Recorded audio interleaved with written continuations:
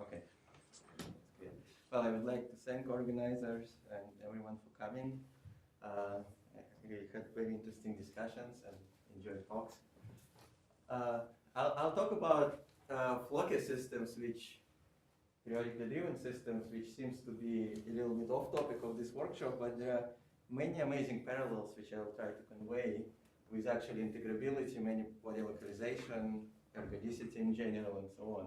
And the more I study this, the more parallels we see. And in particular discussions we had how you can define integrability or ergodicity in Floquet systems. And it looks like there is no unique answer right now, but I'll mention at least some suggestions.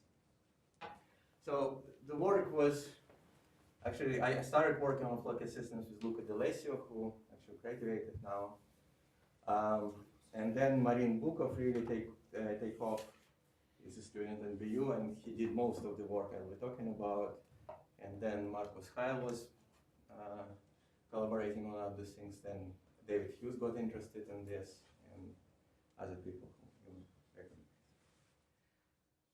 So I will first try to present Floquet theory in a nutshell, and will basically tell some key ingredients which will be important later in my talk. And then I will go to heating and ergodicity and things like that. So we have a periodically driven system. For simplicity, it's a system where we switch, say, between some Hamiltonian H0 and H1. It doesn't have to be a jump switching, it can be any periodic function, but that's sort of an easy picture. And then we evolve our system under this unitary, and this unitary repeats itself. So it actually means that after n cycles, our unitary evolution is very simple. It's this unitary power n.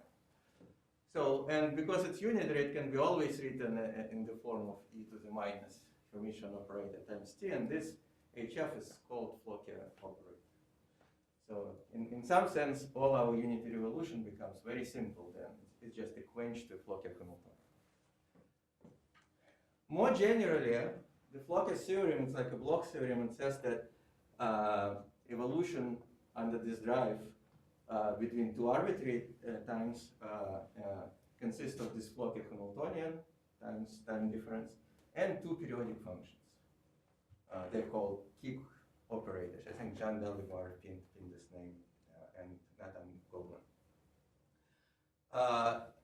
So you might see from the structure that it's almost like a gauge transformation on Floquet evolution. Right? You have e to the minus ik here, e to the ik here, except that you have two different times. But if time is the same modular period, so t2 is t1 plus some integer number of the period, then this is like exactly gauge transformation. So we see that this kick operator contains information about basis rotation. But on top of that, it contains information about motion between periods when t2 is not equal to t1. So it has these two pieces of information.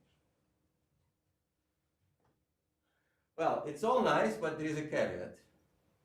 There is no rigorous Floquet theory if the Hamiltonian is unbounded. So we can always write the operator, but it might not exist in a sense it's like a projection operator. You can write it, but it's not an operator which is differentiable, smooth, local, and so on.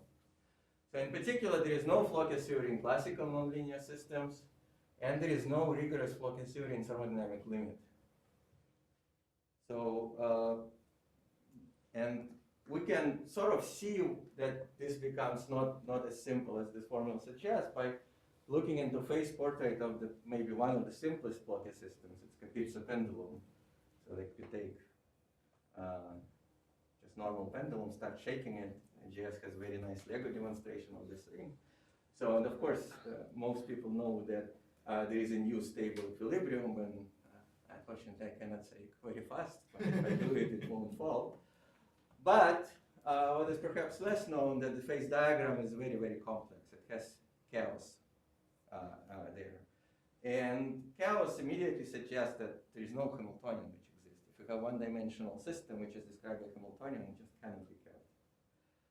So, and in fact, Arnold himself proved that KM theory applies to this system. So these stability regions are protected by KM theorem if you shake sufficiently fast. but it only works in certain fields. So how do we deal with Floquet systems? Well, original idea came from Kapitsa himself, and this is the problem which is discussed in Landau-Lifshitz. So if we have time-scale separation, then we can basically say that our coordinate angle can be split into slow part and fast part. And for fast part, we assume that it has small amplitude but very fast oscillation, so derivatives are big, psi is small, and we can deal with the hierarchy. And then it's, as I said, standard problem in Landau-Lifshitz. We can see that the whole thing, the slow variable, behaves as it moves in some effective potential, which has this double minimum structure and so on. And in a way, this is an example of Floquet theory.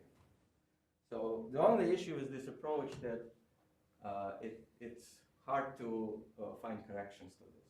And in particular, it's very hard to study a transition to the chaotic behavior. Would you be able to say a bit more about, I mean, when you say the non-existence of Floquet theory, I guess there is an evolution operator always, right? Which you can. There is an evolution operator, right? But by non-existence, there is no local differentiable Hamiltonian. So in the sense that usually we say that something exists if you can take well-defined thermodynamic limit. But when we say Hamiltonian exists or something. So in a sense like projection, Floquet Hamiltonian, in a sense like projection operator always exists in a finite system.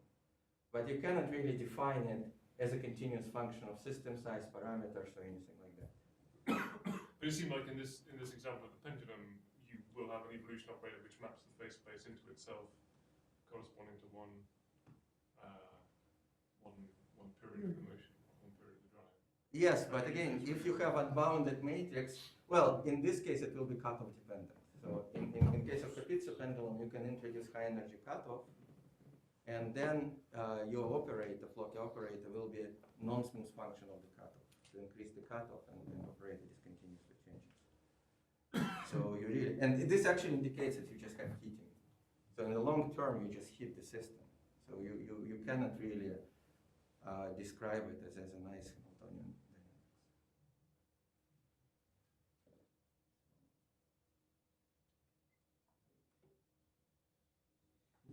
That was not wise. It was a different talk. The beginning was the same, but and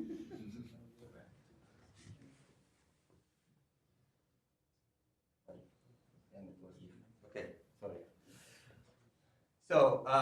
So what can we do in homogeneous case? Well, this Kapitsa example is very suggestive. So we can try to analyze some limits, and in particular high frequency limit, where we can write a perturbative expansion. So let me just consider a simple case that we drive with some potential. So we have some H naught and drive potential with some periodic function. So usually people mention a driving phase. So clearly there is some U1 intrinsic U1 symmetry hidden here, because if we translate this function by period, we'll come back. And this translation of this function, so it's basically, it's like translation of the starting period. So this is the same gauges where we choose the beginning of the period, or if we choose the driving phase. Anyway, so now we can formally define Floquet Hamiltonian. It's the slope of evolution operator over one period. And if the period is small, we can try to do a short period expansion. And this one in particular will be what's known as Magnus expansion. And it starts very simply, just in the beginning it will be just average of the Hamiltonian, which is expected. In the next order, Floquet Hamiltonian will contain some integral over commutators of h at different times, and we can continue. So the advantage of this Magnus expansion is that K is very simple. We just take log of evolution operator, so it means that our kick operator at time equals to 0 is just 0. So, but this expansion has some disadvantages, and in particular, Hamiltonian explicitly depends on this driving phase, and many people actually notice that and are unhappy about that. So time average, of course, doesn't care about where we choose beginning of the period. But at this order, it's already important. You can just check that if you shift the period, this Hamiltonian will change. Sorry? In this expansion, the period has to be small with respect to what? Well, that's a good question. So if you talk to mathematicians, it will be actually a norm of the Hamiltonian. But since we are physicists, we talk about single particle timescales, because in especially thermodynamic limit, or if you deal with unbounded Hamiltonian, that's it. And actually, that's the key topic of my talk. Small compared to what? And can we do this expansion, actually? Okay, so turns out there is a related one Fleck. There are many expansions, and the related is called one Fleck expansion. It has some advantages, and in particular, it doesn't care about the driving phase. And actually, the difference between these two is like choosing Landau gauge for magnetic field and symmetric gauge. Actually, this analogy is but anyway, so there are different gauge choices, so you can choose, if you work with Floquet systems, the expansion you like. And they all share like common properties. For example, each term in the expansion is good. So because it's expansion in commutators, if you talk about extensive systems, each term is extensive and local. So it's similar to high temperature expansion. Then high order terms are suppressed by inverse frequency, but they are less and less local. So, and very likely it's an asymptotic expansion. There are a couple of papers by Takashi Mori and collaborators, Dieva-Vanin, and they put some bounds, but they proved that it's at least asymptotic expansion. They didn't prove that it's really a divergent expansion. It's hard. So, and it's interesting that each term in the expansion is well defined in the classical limit. I normally set h bar like every 1 to 1, but here I put it explicitly, and you can just see that commutators just become Poisson. And one can write similar expansion for the key. Now let me try to explain maybe physics behind this expansion, what we are really doing. And I'll consider a very simple problem, two-level system. So let's just take this two-level system and assume that we start shaking the potential. So it's basically, say, we just apply potential like this, up, down, up, down. So, and we'll assume that frequency is high. Here it's well defined what high means. High, it means compared to J. So you can start expansion right away, but expansion turns out it simplifies if we go to a rotating frame. So, and if we go to rotating frame, we can eliminate this guy, but of course, at the expense of the time-dependent physics. It's like Poisson transformation. So now, if we do this high-frequency expansion in the zeroth order, we just average this, and we see that hopping becomes just by the Bessel function. Time average of this guy is this Bessel function. It's interesting, it's already non-perturbative in this ratio of amplitude over period. That's why actually this expansion is better than standard. It's already resounds a large series. And first correction to Floquet Hamiltonian will be 1. So actually what we are doing, we are addressing the hopping by some virtual excitations in the system. Now it turns out that very closely related is expansion we all know from standard condensed matter physics and Schrieffer-Wolff transformation. And I'll show you it's of course they don't normally apply to interacting systems, but let me just show a baby example of the same two-level system, now totally static, but where we have large offset. So what we do typically then, well, normally we eliminate this level perturbatively, but let me show that it has actually close analogy to Floquet system. We can go again to a rotating frame. By going to rotating frame, we can eliminate this gap delta, but at the expense again of the driving phase. And we see we actually map the static problem to a dynamic problem. Well, it's a Floquet problem. If it's a Floquet problem, we can start doing this high-frequency expansion. And of course, not surprisingly, we will get what we expect from normal perturbation theory. And we actually get immediately 2 ingredients. One, we get energy corrections, which are J squared over delta is normal perturbation theory. And we also get Kick operator, which again describes fast motion, but also describes mixing between orbitals. So we get it automatically. And I don't want to tell you details, but it turns out if you take this Anderson model and do Schrieffer-Wolff transformation, it's exactly equivalent to this high-frequency expansion. Moreover, I believe that any perturbation in theory we know can be understood like in this way. So, and again, the advantage of this that you immediately have both mixing of orbitals and corrections of the Hamiltonian with existing series, as mathematically well-known series. So you can plug it in your computer. You don't need to do these small unitary transformations and evaluate terms. You just plug and get your answer. And of course, the main advantage of Floquet, and this will be important for me later in heating, that now we can combine the two. So imagine that we have our two-level system, which is pose-driven and has large energy offset.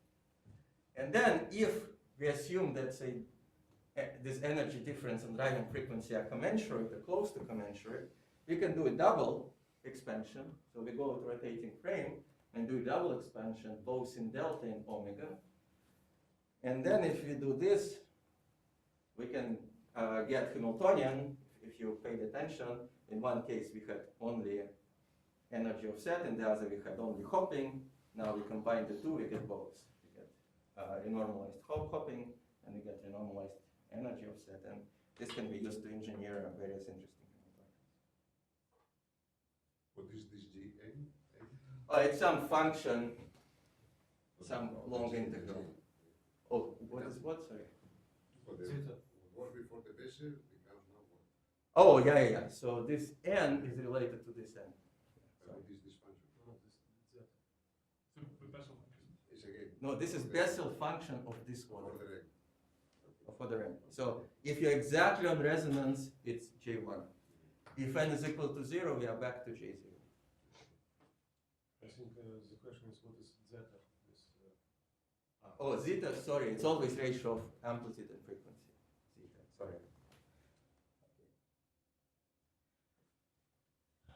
Well, convergence of high frequency expansion. So that's really an interesting question, and this is sort of main focus of my talk. So notice that if we do high frequency expansion, we always get Floquet Hamiltonian, which is unbounded. I'm again thinking about thermodynamic limit. You can think about a classical limit. We just expand in order after order, and we get expansion commutators. We have nice unbounded Hamiltonian.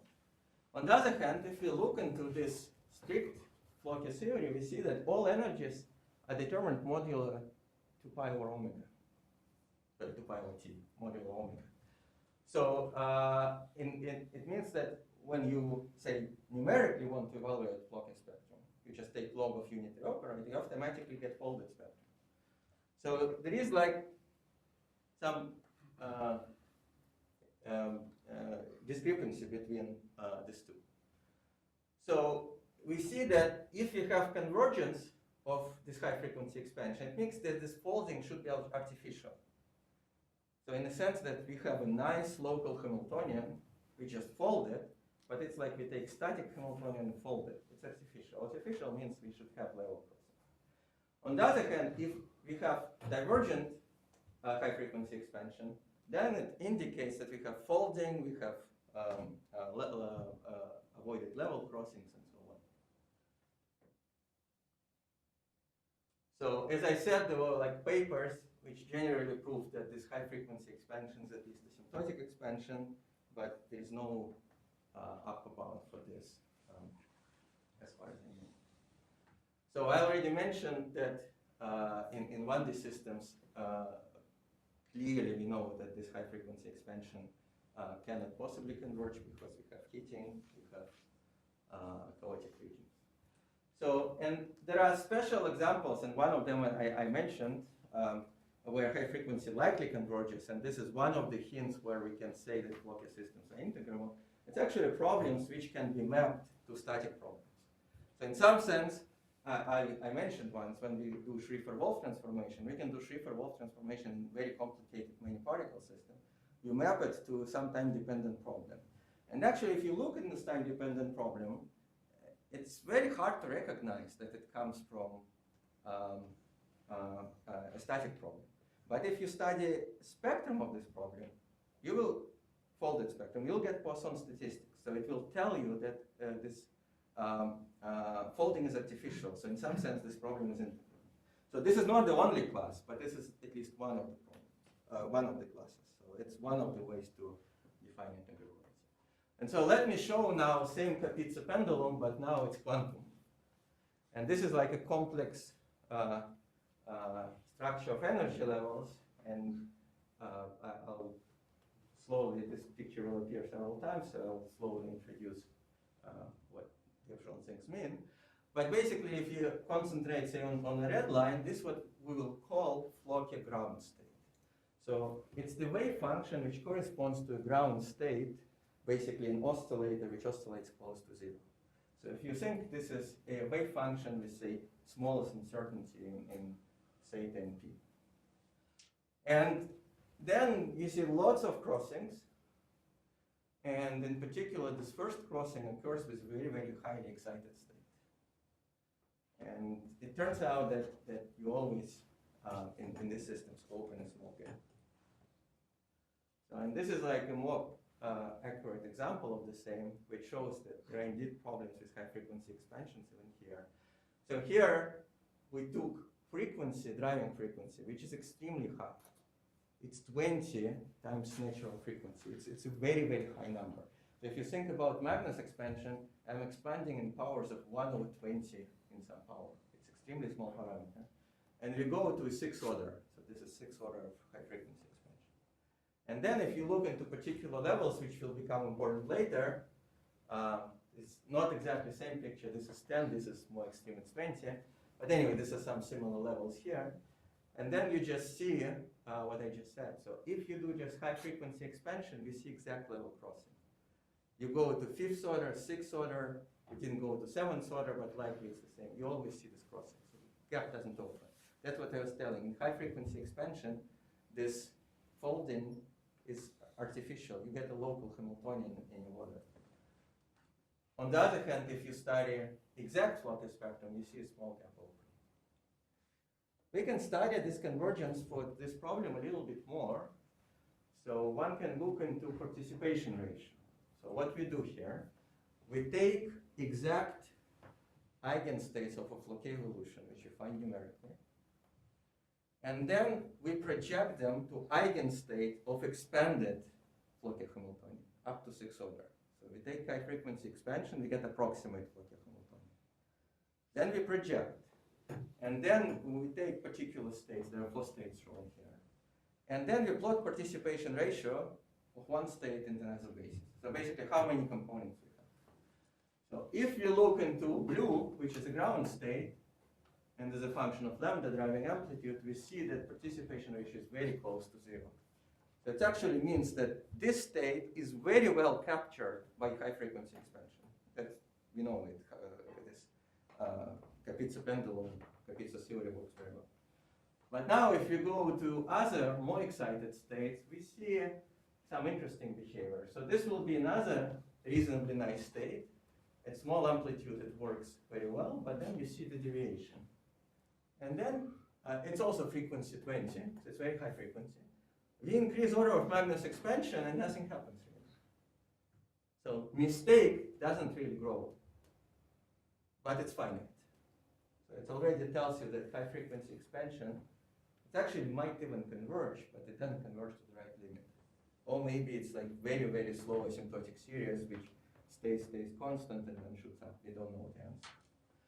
And there are even crazy states, and these are actually analogs of the states I showed here. You see there is a one state which goes immediately down. So it does something opposite to all other states. And it turns out that this state has no analogs in high frequency expansion. So this state breaks down from the beginning. So this is driving amplitude. When driving amplitude is 0, of course, participation ratio is 0 by definition. But then introduce very small driving amplitude and this shoots up. Again, there is no contradiction, because if I now start increasing frequency, I see these crazy states disappear. Actually, it means that crazy states appear at high and high energies. So they pushed away from this physical picture. So, but that's actually was a very, very surprising result for us. So when you increase order of high frequency expansion, it don't improve convergence at all. So then there was a very interesting remark from Peter Zoller, which is, sense maybe an obvious fact, but it somehow didn't occur to us before, that if you have convergence of Magnus expansion in some sense, in particular absence of heating in the system, I'll talk about this later, then it's really like a breakdown of ergodicity. And there is a very simple way to see it, because we can map dynamic problem to static problem, and then we know what we are talking about. Ergodicity is typically not defined for dynamic problem. And we can do exactly the same mapping as we were doing before. Instead of saying that we are driving the system with some periodic drive, we will say that we are coupled to a photon mode at very high occupation number. And we go to rotating frame with respect to a photon, and we map this static problem, it's some spin interacting with photon mode, to time-dependent problem. And for static problem, we know what expected behavior is. If it's ergodic, we have a lot of energy in the photon mode, but no entropy, it's just one state. So if the system is ergodic, photon wants to give up all its energy, or as much as it can, and move the system to infinite temperature, where the entropy is maximized. That's ergodic behavior. If it doesn't happen, it means the system is non-ergodic. The absence of heating in this sense is absence of ergodicity, and I told you before, it also corresponds to Poisson level statistics and so on. So all these things, despite its driven system, all things sort of make sense. So we see that folded level statistics will be Poisson if the model are static or can be mapped to static. And in general, driven problems, they cannot be mapped to static Hamiltonians, and we see Wigner-Dyson statistics. I'm not showing examples, but there are quite many already. So you see perfect circular ensemble, maybe not perfect, but say very good circular ensemble.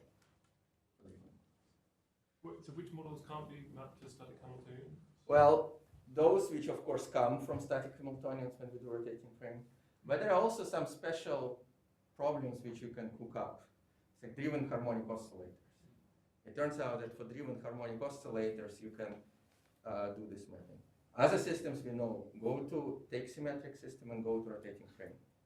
Introduce rotating magnetic field. You know it's equivalent to extra magnetic field in z direction. So there are problems which are like that. Yeah, I was wondering about ones that can't be mapped, because I thought that. Most systems cannot be mapped. But for any periodic system, you can always introduce an extra degree of freedom and then describe by autonomous Hamiltonian system with extra degree Yeah, of but freedom. he's talking about the Floquet Hamiltonian in the same space as the origin. Yeah, you want to expand space. Yeah. Yeah, that's fine. But Not then in you go to extended extended space, and then you still delocalize an energy. Okay, But but it's- that's another point of view, I guess, right? Yeah. I'm not talking about it. You're talking about extending your space. That's That can be done. Yeah. But then you define. I thought that's what you were doing here, though, when you. No. When I talk about H Floquet, I'm not expanding. H Floquet lives exactly in the same space. It's normal Hamiltonian, and we study statistics of this HF. That's what we can do numerically. So here, and this actually makes sense. So this kind of integrability, it's integrability in time. So Floquet Hamiltonian, if you wish, it introduces you extra constraint. In original time-dependent problem, you don't have energy constraints. So energy is free to go, you maximize entropy, and that corresponds to infinite temperature. That's what happens. But if the system is non-ergodic, your Floquet Hamiltonian introduces your energy constraints, and energy is localized. And this localization of energy in turn results in artificialness of folding of the spectrum and results in Poisson statistics. Of course, it's very interesting to see what happens in generic systems, and that's what I'm going to talk next. So I will now try to introduce more general mapping of Floquet systems to static systems. I have to say we didn't study this mapping in detail yet. It's in progress now. So I'll show you separately the mapping and separately numerics. They're not yet connected, but at least mapping suggests why this many particle, say, Floquet systems are related to many body localization and delocalization field spaces. So let me again consider this setup, but now for H0 I will choose some ergodic many particle Hamiltonian. So H0 is ergodic, and V is some, doesn't matter what it is, some local interaction. And now And I will assume that average of f is 0. Then h naught coincides with time average with this leading on a Floquet Hamiltonian. Now, let's just write this Hamiltonian formally in the basis of h naught. We can always do it. So we go to this many-body basis. I introduce this creation nihilation operators.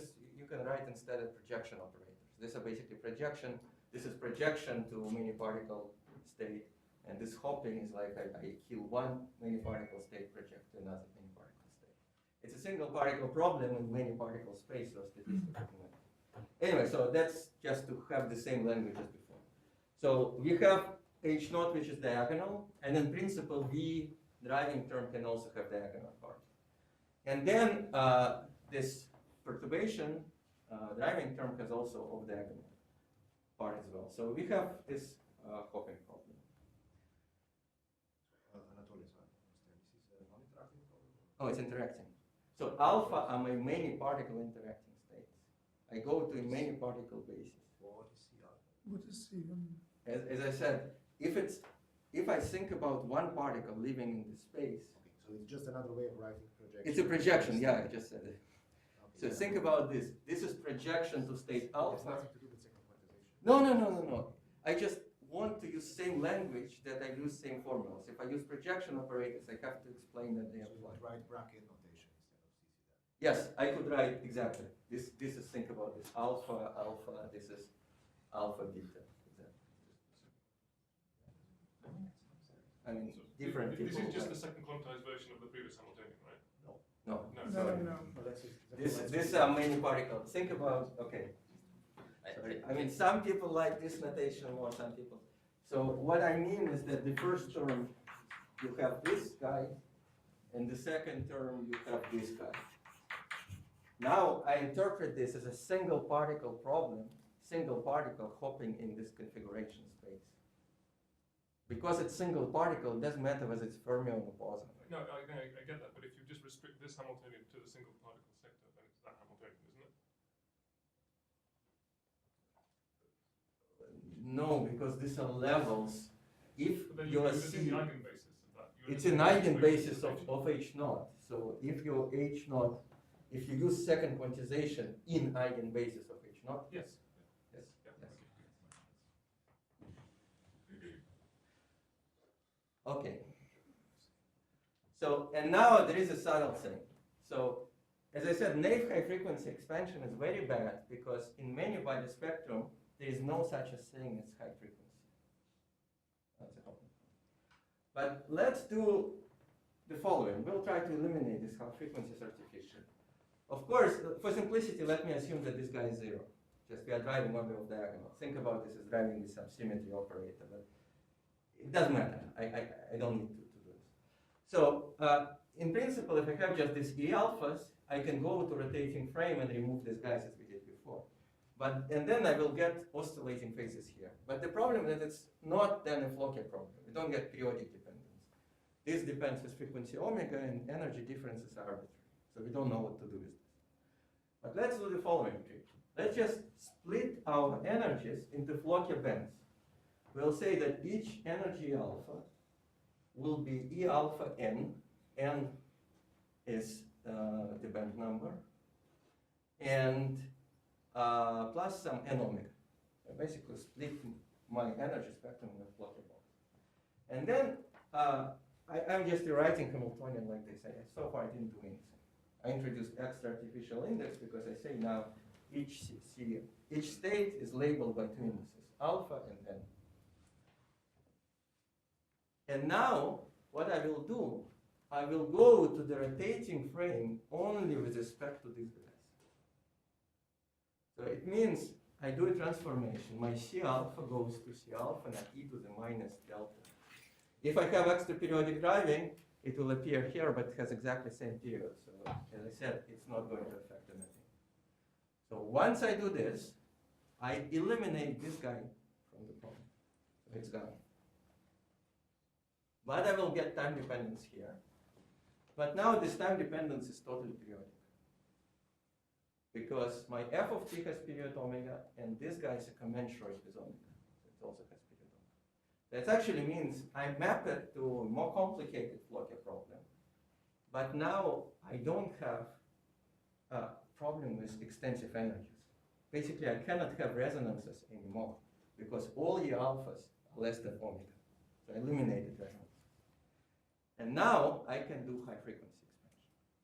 And it turns out it's totally different from original high frequency expansion. And that's the reason I showed you very first example. Remember, if I have a driving, which is resonant, the only way for me to get correct Floquet Hamiltonian is to do double expansion, both in delta and omega. And that's exactly what we are doing here. Sorry, in what you did, omega is completely arbitrary, right? No, it's driving, sorry. F of t has period omega. But So it's a Floquet problem, yeah. But you could do that for arbitrary f of t, right? Yeah, but we consider periodic, because otherwise I don't know what to do. I mean, non-periodic driving is even more interesting, perhaps, but even this is complicated.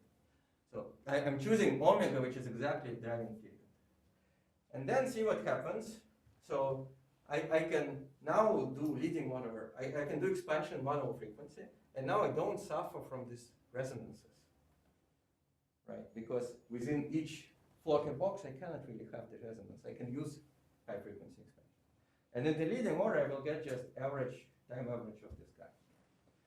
Now it looks very complicated. I have all hoppings between everything, but then we can also anticipate that what is this? It's off-diagonal matrix elements separated of a static problem, separated by energy, either omega or 2 omega and so on.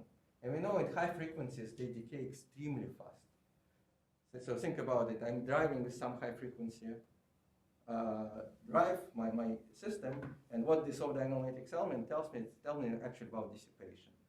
And dissipation at high frequency is very, very small. So this function exponentially depends with m minus n. So it means I can stop at first nearest neighborhood. Again, we really have to test all these things, but I'm numerically it's exactly like this. So the bottom line of this exercise, it looks that the Floquet problem is actually very, very similar to hopping problem with some k-values, which I'll mention. So we have Floquet boxes, and I said it's a regional energy band of the x omega. And then there is a hopping between boxes. Notice, if there is no driving, f of t is constant. Average of this is 0, right? Because this is rho delta, but this is just for nearest neighbor hopping, it's omega t. Average of e to the I omega t is 0. And that's exactly, again, like with a single particle problem. If I have offset, I go with artificial Floquet system, I do time average, and I get 0. Because there was no hopping in the problem, it cannot be generated, basically. So, and this of course makes sense. If I don't drive the system, I don't connect between boxes because energy doesn't flow. My energy is local. On the other hand, the moment I start driving the system, time average of this is not 0. I'm introducing hopping between boxes. And hopping between boxes means my energy can flow. So this looks like an Anderson problem because everything is disordered by eigenstate summarization hypothesis or ergodicity. All matrix elements are random. But there are several flavors extra, and one is that we have increasing density of states, right? Each box contains more and more states, right? Because each box corresponds to high and high energies, and density of states increase exponentially with energy, at least a small energy. Sorry. So it looks like a hopping in a Cayley tree. Can I ask you, I'm a bit confused. What is the difference between this and the usual, usual mapping of a Floquet problem in extended state? There is no extended space here. No, I understand, but roughly speaking, also in that case, you take n copies of your Hamiltonian and you couple them. So is it? It's not the same because here, as I said, I don't have the issue with extensive energies. So I know that I can use this high frequency expansion. I have well-defined expansion. I just didn't think in this language, if you extend the Hamiltonian, well, maybe you can get similar results. It is the same thing because these things are just the Fourier components in your extended space. Right? Maybe. No. Yes, but, Okay. it's just like going to a plane wave basis It's to like describe block states. Could be.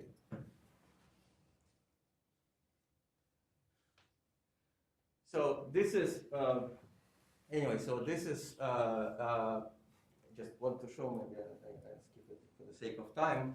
So this function, which describes off-diagonal matrix elements, was introduced by Mark Srednitsky in ETH ansatz.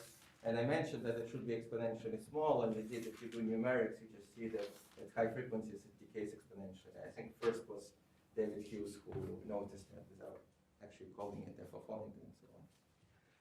So it means we can justify this approximation. So, and then we have the following picture. So we have matrix elements which are exponentially small. But by the way, in that picture which you mentioned, maybe the same arguments can be pushed through, but you have to sort of justify this form of whatever matrix elements and hopping, and probably it's the same. But anyway, so here we have well-defined behavior of our Hamiltonian. So basically, each box, think about this as a sort of random matrix. It's ergodic Hamiltonian. These random matrices are connected by hoppings, and hoppings have well-defined scaling behavior. So energy spacing behaves as e to the minus s. Hopping behaves as e to the minus s over 2. It's ETH ansatz, it's off-diagonal matrix element, and it's exponential in frequency.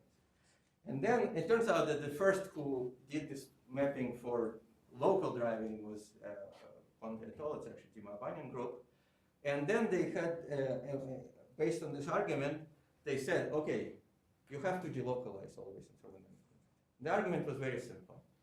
So we see that asymptotically, our entropy scales linearly with system size. And we see that level spacing always loses in thermodynamic limit, no matter what frequency is, as long as it doesn't scale linearly with system size. It always loses to hopping. And then, by this naive argument, we should delocalize. And they checked it for local driving, and this was exactly the case. So that's a plot from their paper. So it's they took some spin chain and locally were driving magnetic field on a single site. And this was energy after infinite time as a function of the period. So look only, there's a periodicity, so look on the period smaller than 1.5. And these are different system sizes. And you see that the smaller the period, the smaller the heating. And if you increase system size, you see immediately that heating gets stronger and stronger. And from here, you can deduce that probably in thermodynamic limit, you will always heat to infinite temperature. And that was basically the conclusion, that you always have heating. But situation is not that simple. So there was, turns out that first actually who analyzed this was Tamash. I'll show my results in a different model with Luca. But there are more examples like this now emerging. So the situation is not as simple. That argument which I gave is very naive. It's just based on estimates, and it's not how you can explain like Anderson localization in Michaelis. It should be more subtle. So this is a model where we have extended drive. So we're basically driving between some simple Hamiltonian like particle magnetic field and some complicated spin chain. Actually, there are even second nearest neighbor interactions and so on. So everything is totally non-integrable. And we start in the ground state and do exactly the same thing. Numerically, we check energy after infinite time. And it's more complex phase diagram, but it has the same idea. We have two periods, T0 and T1. So T1 is when we apply interaction. T0 is when we apply magnetic field. So this point corresponds to very short period driving, and then we increase the period. And here it's a finite size system, but at least you see that at short frequencies, you have blue region, means that energy is small. And as you increase period, then energy becomes large, you get hot region. So one can ask whether this is a transition or crossover. Let's skip that. And at least numerics indicates that it's much more closer to the transition to the crossover. So for example, if you look into energy as a function of period, we live on some line where T0 and T1 are roughly the same. And then you see that different colors correspond to different system sizes from 10 to 17. And you see at long periods, there is a very strong system size dependence. It's very similar to what we saw in this work by Dima and collaborators. for small system size, you have reasonably small heating, and if you increase system size, heating gets bigger and bigger. On the other hand, if period decreases, at some point, we just see that all points collapse. If you look into entropy, we even see anti-crossing. So for sure, we can rule out linear naive dependence. So this naive argument would suggest that critical frequency linearly scales with system size. This we can rule out for sure. It's not enough to make thermodynamic prediction, but at least results look very, very stable. And then I know Dima now checked Tomasz model, which is like switching between X, Y, and ZZ chains. And there they have now bigger simulations, and they see also very, very strong evidence that this is a thermodynamic transition. So we go from a heating renewal. And I showed this previous mapping to argue that it looks very, very similar to many body localization transition.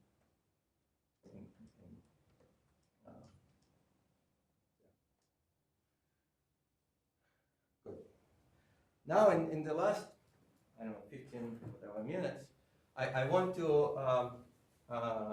show, like, we were trying numerically so far to understand the nature of this transition for a different model, and also I'll connect it to other interesting things like absence of adiabaticity and so on. And that's where actually Marcus Hall and David Hughes entered the game. So the model is slightly different. It's basically a marine chosen for obscure to me reasons, that if you at infinite frequency limit, it's some topological model with interesting properties. But it's not really relevant to heating. But originally we wanted to study a resonantly driven model, so we have large interactions and offset. Well, we have large offset, large driving. The idea that we have two bands here, and then we wanted to see whether presence of two bands increases heating. So if you have resonantly driven model, maybe it will heat faster. It didn't happen anyway, so but that's the model we studied. Can I just ask, so this JJ, so you just have two sublattices? Or You have two sublattices, right? It's basically like a redshift. If you have a redshift, you break translational symmetry, and then you have JJ prime. That's SSH model, which has this topological order. Anyway, it's totally irrelevant to heating story. So, and then we can study the same thing. We can study heating and entanglement entropy, for example, as a function of driving frequency for different interactions. So if interactions are very small, so U of hopping is 0.2, we see very, very sharp transition. So at small frequencies, we hit to very high temperature, and at high frequencies, there is a very little heating. And this point really corresponds to twice the bandwidth. So that's exactly what we expect from single particle picture. So if there are single particle resonances, we'll heat up. If there are no, we will not. If we increase interaction, this shifts, but qualitative picture remains the same. And the shift is not very big, if you see. We go from interactions 0.2 to 0.22, so it's basically from very weakly interacting to strongly interacting. And actually, U over J effective will be even larger, because J, remember, is normalized by Bessel function. So we go to where U over J is like big factor 5. And then we just see moderate increase from 3 to 6. Well, then we can try to understand what happens in time with energy. And then we see, again, like striking analogies with many body and disordered physics. So this will be energy or entropy as a function of driving cycle, and you see there is very long time scale here, there is much shorter time scale here, it's the same set of plots with different time scales. And then if we drive at low frequency, we very, very rapidly go to infinite temperature and stay there. If we drive at high frequency, and that's fixed system size, of course, we go to some small energy, and we stay there. And if we drive at intermediate frequency, like in this crossover regime, we see, well, if we will do experiments, we will say, we go here and stay there. But that's the problem actually with experiments. It's very hard to distinguish between localization and glassy dynamics. So in reality, what happens here, we have extremely slow dynamics. So the system behaves very, very slowly, like unusually slowly. Time scales are very, very long.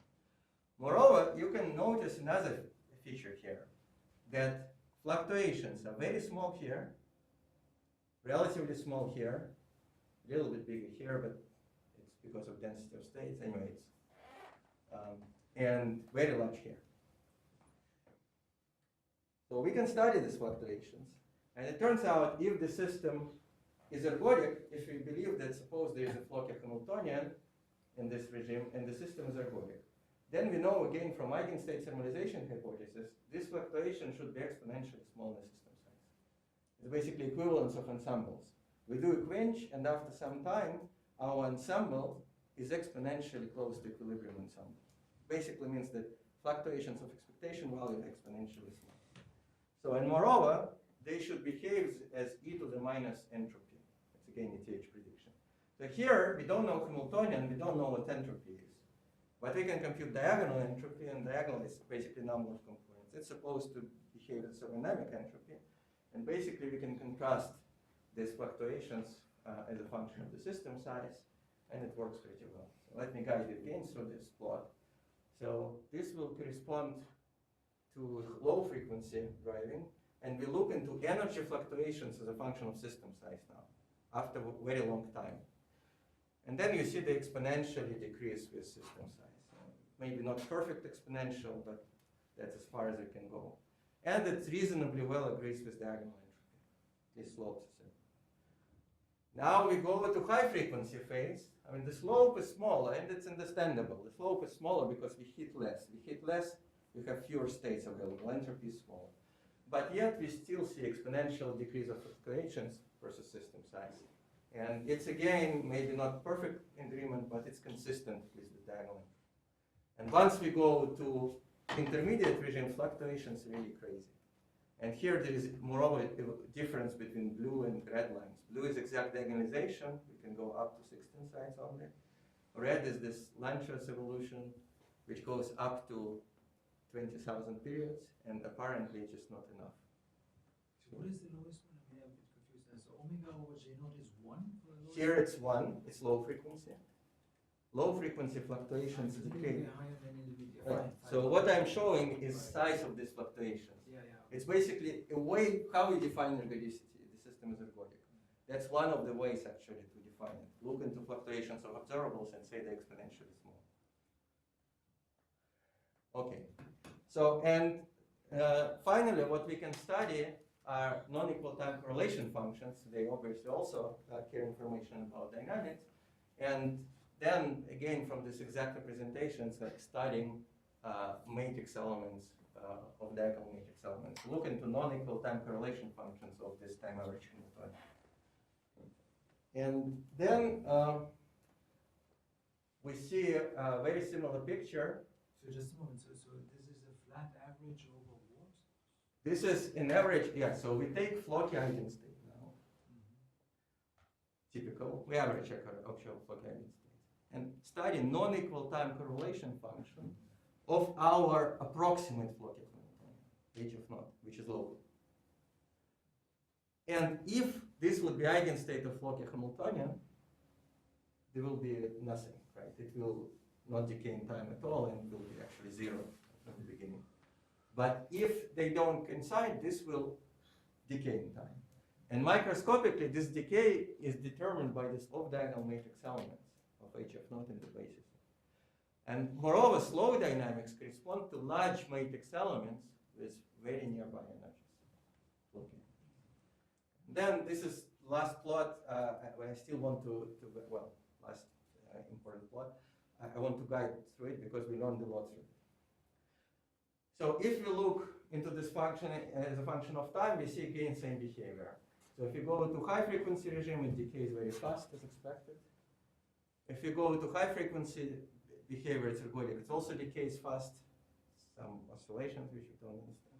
And if you go to glassy behavior, it again shows some crazy long time behavior. Now, if we look into Fourier transform of this, so essentially we are looking into this off-diagonal matrix elements, like spectral function as a function of omega. We see that indeed, in slow regime, we see lots of off-diagonal matrix elements with very, very small frequencies. That's basically the content, frequency content of off-diagonal matrix elements. We see a lot of them. And it's not surprising, it should correspond to slow dynamics. So we should have many off-diagonal elements. And then we can ask, what are the states which are connected by this matrix element? So basically, what are the eigenstates which have very large overlap, which contribute to slow dynamics? So physically, what's the origin of the slow dynamics? So for this reason, we take two eigenstates of Floquet Hamiltonian, which are connected by anomalously large off-diagonal matrix elements. Remember, in ergodic systems, it should be exponentially small. Here it's huge. We choose that. And then we study what's the projection of this state into basis of HF naught. So what's the content? So it's like when we take a Bloch state and expand in plane waves. We ask, what's the plane wave content of our Bloch? And you might see that these two states are basically identical. They have even similar noise structure. So we see that these interesting states are basically like a many-body resonances. It's like symmetric and antisymmetric combination of same many-body states. See, that's exactly what will happen. If you have symmetric combination and asymmetric combination of two plane waves, you project them to two plane wave bases, you will get exactly There's the lots of probability in the middle. Yes, but this is because this is not exact Hamiltonian. I'll show you in a second. What if we project not to HF naught, but to HF naught plus 1? So we do Magnus expansion one more time. And then you see peaks become much, much more narrow, but you have this peak structure. So that's the origin. Again, actually, I'm repeating myself. That's the origin of breakdown of high frequency expansion at least numerically. So let me guide you through this. If we go to high frequency regime, when there is no heating, we see that first of all, largest off-diagonal element we find is tiny. And that's consistent with ETH. We don't have off-diagonal elements. Everything is diagonal. But then we still look into content of this, and we see the two states are totally different. One state exists at one energy, another exists in the other energy. So the states are basically decoupled. On the other hand, if we go to this glassy regime, we see that now it's the same matrix elements, it's 2.18, so it's huge. And we see that it's very interesting structure. This state, these two states have almost identical content. You see blue and green identical. They are very narrow, in the sense that contain very few components of HF naught plus HF naught. But they are superpositions. Each of the state is superposition. So this is what David Hughes was very excited. This is really many-body resonance. So we see many-body resonance between many-body states. And this is precisely the guys which are responsible for heat. Now if you go to low frequency regime, that's already where we get infinite temperature. It's interesting that these many-body resonances will not disappear. There is still a lot of structure. They just proliferate. We again have relatively small matrix elements, much smaller than here. And the reason is because we now have many resonances. But these resonances have still a well-defined structure. Moreover, if we go to extreme heating regime, where we just see nothing, these Floquet states still have a lot of structure. So probably if we go to HF naught plus 1 plus 2, they will become again narrower. So they are now superpositions of many, many particle states, but there is still a lot of structure in these Floquet systems. So in the last part, you have like 5 minutes? Yes. So in the last part, I just want to say that these many-body resonances have another very unexpected consequence for us, and maybe unexpected because we didn't think about this. This is breakdown of adiabaticity. So we can say, like in many-body language, that these high-frequency phases, they're in some sense non-ergodic. There's energy localization, there are no resonances, and so on. We're not sure whether it exists in thermodynamic limit or not, but there are many indications that it does exist in thermodynamic limit. So let's just look closer into this non-ergodic phases. And it turns out they're not normal integrable systems in the same sense as many-body localized systems are not normal integrable systems. And the reason is there is no continuity there, no adiabaticity. So let me go back for Kapitsa pendulum. I'll show the result for spin chain later, but we actually started this as a separate project. It's only connected later to one story. So I'm back to this Kapitsa pendulum, and I remind you again, this is the picture I showed you before with this level crossings. So now we want to understand the adiabatic limit. And the adiabatic limit is actually mathematics. It's a very well-known problem in classical chaos. It's a problem of labeling of states. In some sense, normally we label states by some adiabatic continuity. We change some parameters slowly, and we see how states evolve. So adiabaticity, in some sense, is a physical way to solve labeling problem. And now, this is, of course, not all states shown. We have infinitely many states. These are states up to some cutoff. And now let's see what happens. So physically, we will say that we follow adiabatic limit for Kapitsa pendulum if we say increase slowly driving amplitude. If we follow the state with some minimum uncertainty state, basically state which oscillates with small amplitude. That's the physical way to define adiabaticity. But mathematically, we normally say that we define adiabaticity when we follow the ground state. But spectrum is folded, so we cannot even define ground state. So this mathematical way of defining adiabaticity is useless because we have infinitely many levels. In paper by Manuel Daratore and Angelo, they define ground state as minimum entanglement state. And that's also a sensible definition. So you can define, say, ground state. And then you can ask, can you adiabatically follow this state? So, and here the first hint, perhaps, why we might have problems. That even if we could take classical system and take constability region, there will be actually many, many chaotic insertions. And as I will try to argue, at least qualitatively, these chaotic insertions are exactly this level crossing. So now, and I showed you, remember, one picture before, that if we do high frequency expansion, we have exact level crossing. If we do just exact like Antonio, there will be tiny, tiny gap opening. And it actually tells you that if you are very, very slow, your adiabaticity will break down. You will go away from this target state. So here I show some again numerics for log fidelity for this ramping amplitude and Kapitsa pendulum. You can look into energy, you can look at any other measure, they all behave similarly. So this green line is numerical result. This is some asymptotic, so they're not that important. And we look into fidelity as a function of ramp rate. So we have a high frequency Floquet problem, and we slowly increase the ramp rate. And we ask, what's the probability to stay in the ground state? Normally, of course, the smaller the velocity, the larger the probability. So this number should go to 0 fidelity. But here we see that it goes to 0 for a while, and it agrees actually with the adiabatic perturbation theory, which I'm not discussing here. But then it diverges. I increase frequency, it almost doesn't change. I increase it more, and suddenly I get orders of magnitude increase. And then if I increase more, I will see some stochastic behavior, but on average, adiabaticity will work better and better to smaller and smaller velocities. And you can identify these turns with exact, well, in this case, single particle resonances, which I mentioned. So now we can do it, it's very recent for a spin system, so it's some Ising chain, and we can look at the same thing. So HC is integrability breaking parameter here, so if HC is 0, the model is free fermions, so everything works perfectly. And then we have well-defined adiabatic limit. So this is energy shown as a function of ramp rate, and as we are slow, and we are almost integrable, energy is very small.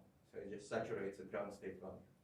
But if we break integrability sufficiently, then, and this frequency is 16, then we see again the same behavior, that we are adiabatic, and then we shoot up. And this is because of this many body resonances. So final slide. Now we can study the same Ising model, but at different frequencies. And we see that if we drive just above single particle bandwidth, or more precisely twice single particle bandwidth, which is 7.3 in this case, something like that, Then we see in non-interacting case, it's like free fermions, transfieldizing model. Adiabaticity is still fine. But the moment we add interactions, we already see some crazy behavior. We increase frequency, it's getting a little bit better. And we increase frequency more, it's getting a little bit better. But eventually, in thermodynamic limit, when velocity is small, we always become non-uniform.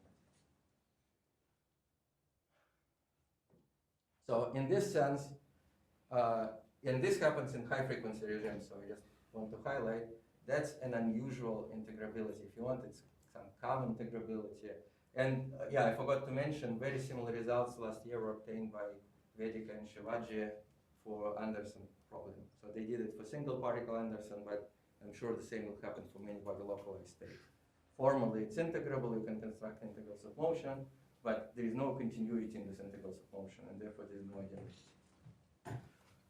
Okay, so I told you that there is a close analogy between energy transport in Floquet systems and particle transport in disordered systems, disordered due to ETH.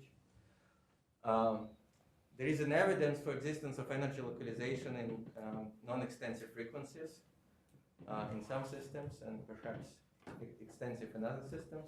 Mathematically not clear why. Physically it's more or less clear. If you drive locally, you can think about everything else as a bus, and then you just slowly heat up because bus dephases you. So, but mathematically still don't understand what's the difference between local and global. There is a glassy slow dynamics and large fluctuations between two chaotic low frequency regimes, and the origin of this is many body resonances. Again, same speculations will happen for breakdown of many body localized states. There are many body resonances, but now in space, not in time. And as I said, we have breakdown of adiabaticity at very slow ramp rate, even in the stable high frequency regime, unless the Floquet system is really integrable, unless we have exact level crossings. Thank you. Questions, please?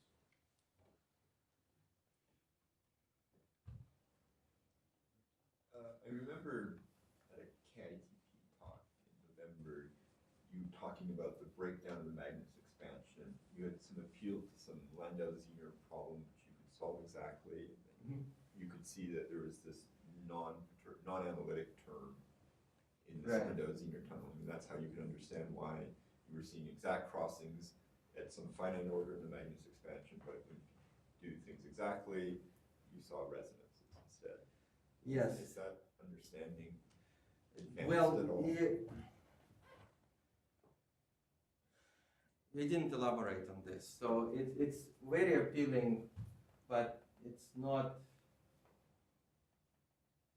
Yeah, we didn't elaborate on it. So I thought about this because Landau-Zener problem, in principle, you can map to a Floquet problem by the same rotating wave approximation. Moreover, then you can say that your frequency depends on time because it's gap, but you can rescale time and then make sure that frequency is constant, but the amplitude changes in time. It's just very similar transformation. So in this sense, Floquet problem is very similar to this Landau-Zener problem, but we didn't elaborate this. This many body resonances and breakdown of adiabaticity, these are exactly small Landau-Zener problems. That we know for sure. So it just, in one case we have this level crossings, in another we don't. And yeah, so what Marin checked already, that if you take many Landau-Zener problems, which is like transfieldizing model, well, there of course many body resonances don't exist, but you have still single particle resonances. If you drive at frequency smaller than the bandwidth, and there you actually see that high frequency expansion breaks down due to these resonances. But if you do what I showed you, you use the stick. So you basically go to double expansion. So you take into account these resonances explicitly. You split your system into sort of boxes, or just do this double expansion. Then it actually works very, very well, very beautifully. How important do you think it is, this cosine driving against Oh, it's on-off very driving? interesting. We don't know it, but say square driving, you can think about having many components. And in high frequency, naively, you would think that high frequency components are exponentially suppressed. Because if you think about matrix elements, typically matrix elements, as a function of frequency difference or energy difference, they decay like very, very slowly. So fast, sorry, very, very fast.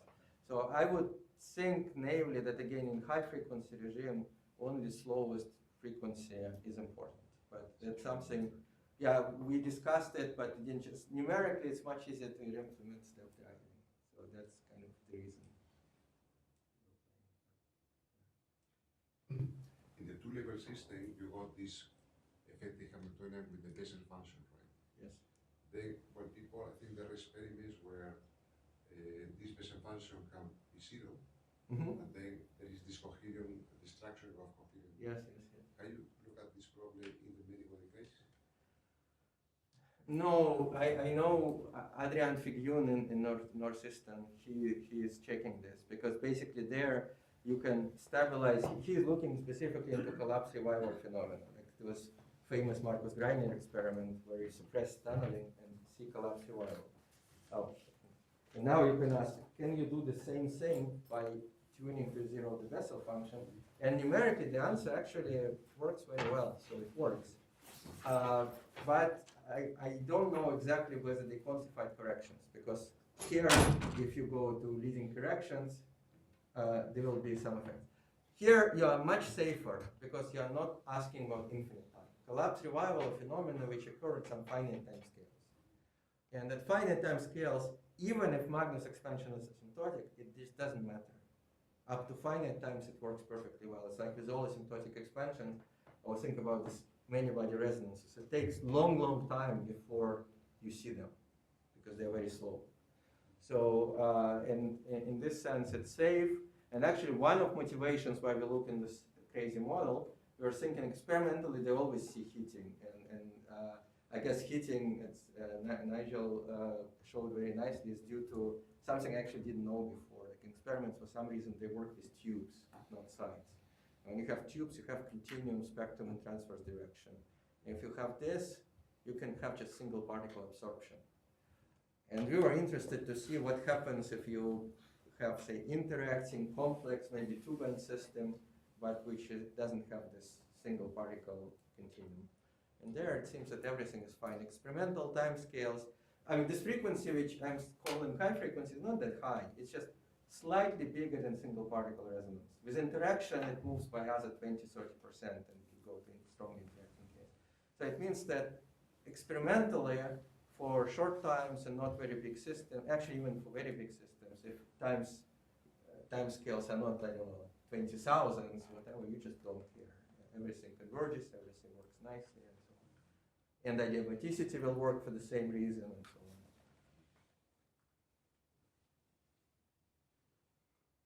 on. Okay, if there are no urgent questions,